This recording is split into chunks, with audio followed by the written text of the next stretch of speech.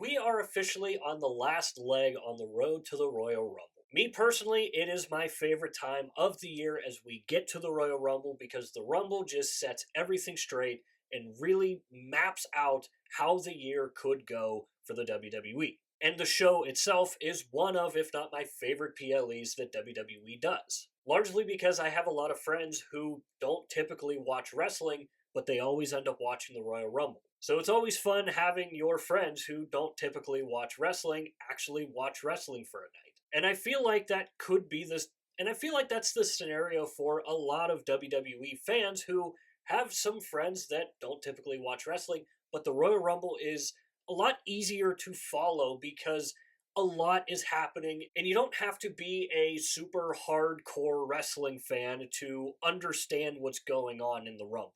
Now, this year's Rumble feels a little bit different. I don't know if it's because it's in Saudi Arabia this year and the start time is at 1 as opposed to like 7 or 8, but it almost feels like this year's Rumble had just kind of snuck up on us. I feel like so far we've gotten a lot out of January from the WWE. We've had the emergence of someone like a Kit Wilson. We've had big returns like Matt Cardona. We've had guys from NXT come up and have looked fantastic so far on the main roster.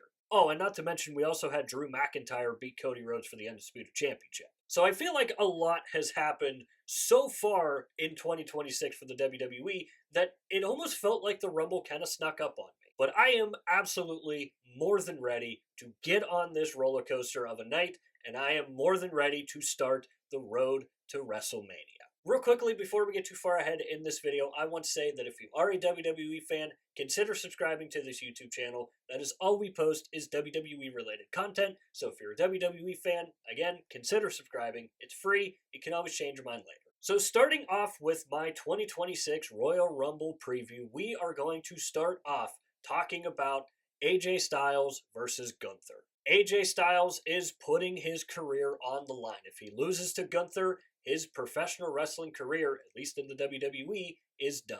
And this is one of those things that you can kind of tie in to there being a lot that happened in 2026 already. AJ Styles announcing that his career could be done at the Royal Rumble was also a pretty big thing that happened. And when they initially announced that AJ was going to be putting his career on the line against Gunther, my initial thought was there's going to be some type of interference. It's going to end in a no DQ or something along those lines. Because I don't want Gunther to lose, but I also don't want to see AJ Styles retire. And as we started building more for this match, and we ended up getting 2 matches from AJ Styles between Shinsuke Nakamura and last night on Monday Night Raw against CM Punk. Those 2 matches from AJ Styles are 2 matches that we wanted to see for a long time, and it felt like that was AJ Styles' kind of accelerated retirement tour.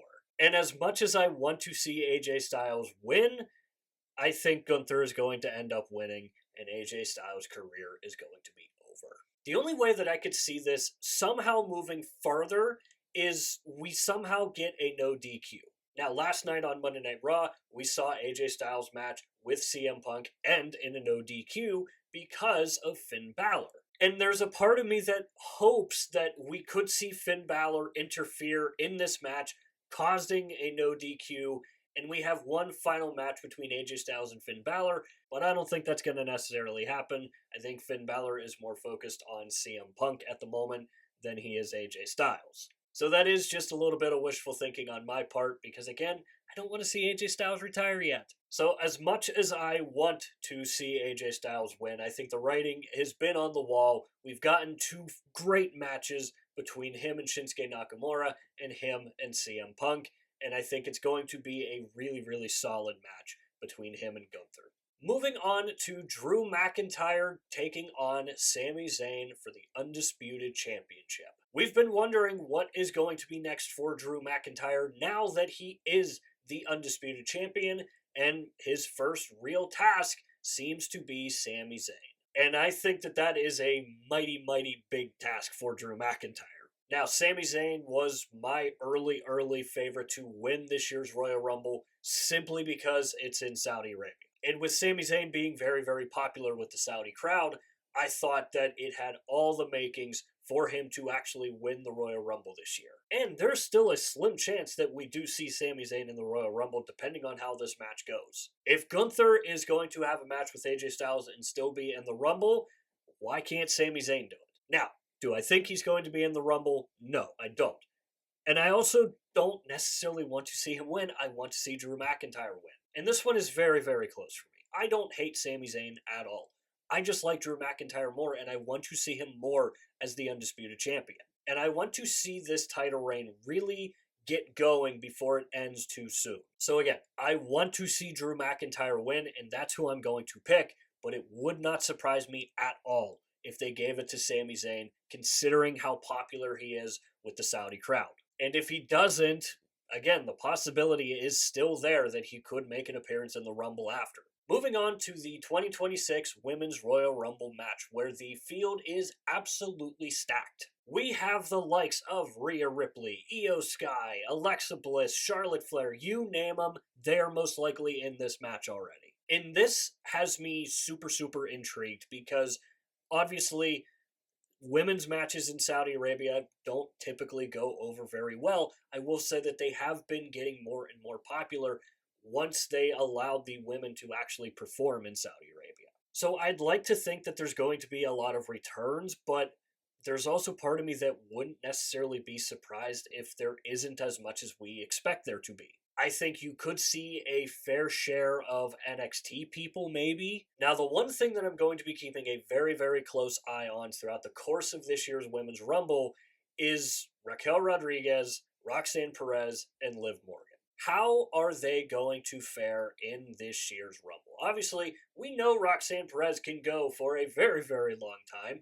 I think she could have another very, very long Royal Rumble. And then you have Liv Morgan and Raquel Rodriguez, which is a very interesting dynamic because I have Liv Morgan winning this year's Women's Royal Rumble and going on to face Stephanie Valkyrie for the Women's World Championship.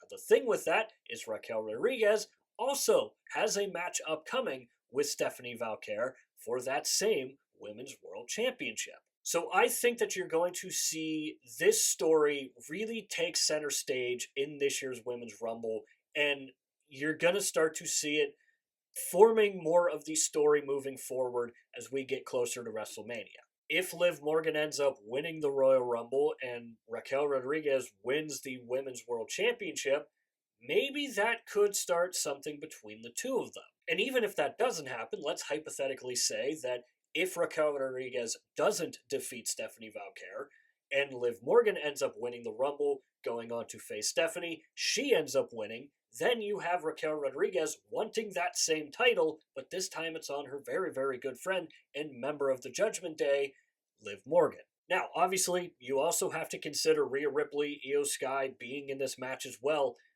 especially Rhea Ripley, because right now she is on the top of the mountain in the women's division, and I don't think she's going to be getting knocked off anytime soon. So she is a very likely threat to win this year's Rumble as well. But I think the story is there for Liv Morgan to win, and that causing a rift between her and Raquel Rodriguez. I think that would make a very, very, very good story to tell. So while you can't necessarily count out a Rhea Ripley or an Io Sky, I think for the storyline being already there in a way, it's going to be Liv Morgan winning. Moving on to the 2026 Men's Royal Rumble, where I have Roman Reigns winning. Now again, there are a lot of different scenarios coming into this year's Men's Royal Rumble. The big one for me personally is Obafemi officially debuting on the main roster. Judging by how they have handled Obafemi on NXT and how they handled his call-up to the main roster,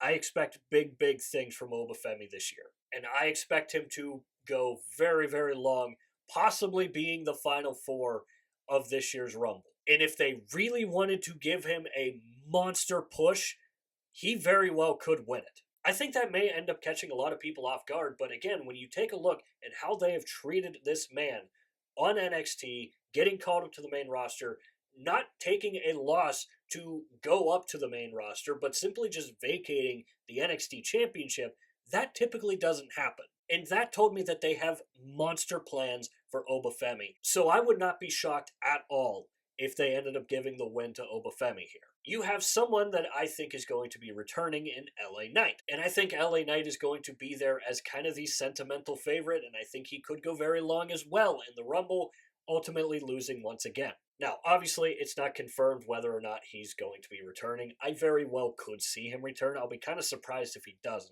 in all honesty.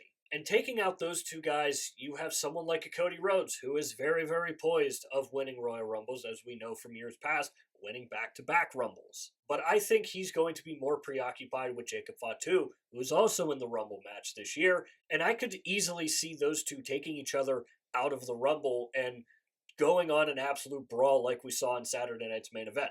That wasn't even a match that we got between the two on Saturday Night's main event. It was just an awesome brawl that we got, and I think a lot of people want to see more of that, and possibly see more of an actual match between the two. So that would eliminate Cody Rhodes, and that to me just leaves Roman Reigns wide open to win this year's Rumble. Again, largely because Roman Reigns is kind of the only guy who doesn't have anything else going on. Again, you have Cody Rhodes being more involved with Jacob Fatu.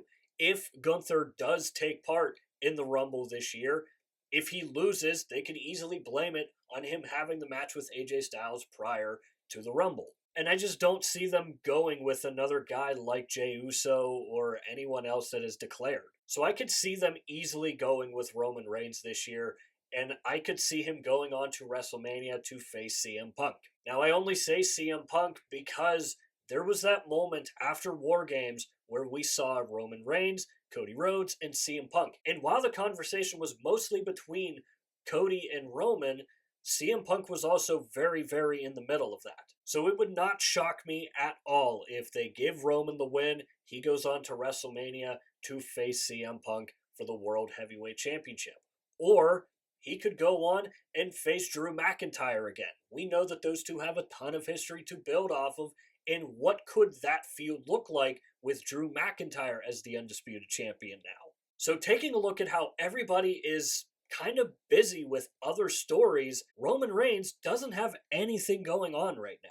And I still think that if he does win, you can still build a very interesting story between either him and CM Punk or him and Drew McIntyre. So those are my predictions and the preview for the 2026 Royal Rumble. And this is where I want to hear from you guys. Let me know what you think about my predictions, and also let me know who you think is going to come out victorious at the Royal Rumble this year. As always, let me know your thoughts and opinions down below in the comments, and while you're down there, swing by the description and click the Linktree link. That is the only link in the description for a reason, and that is because it will take you to all of the social media platforms for this channel, and I do strongly suggest going and checking out our X page. Besides YouTube, I am most active over on X. We do updates for Monday Night Raw, Friday Night SmackDown, and the PLEs. So we will be doing updates for the Royal Rumble this year over on X. And we are also over on Instagram and TikTok. Over on those two platforms, you can expect clips from these videos, and it's just another place for me to post when I do upload a video on here to YouTube.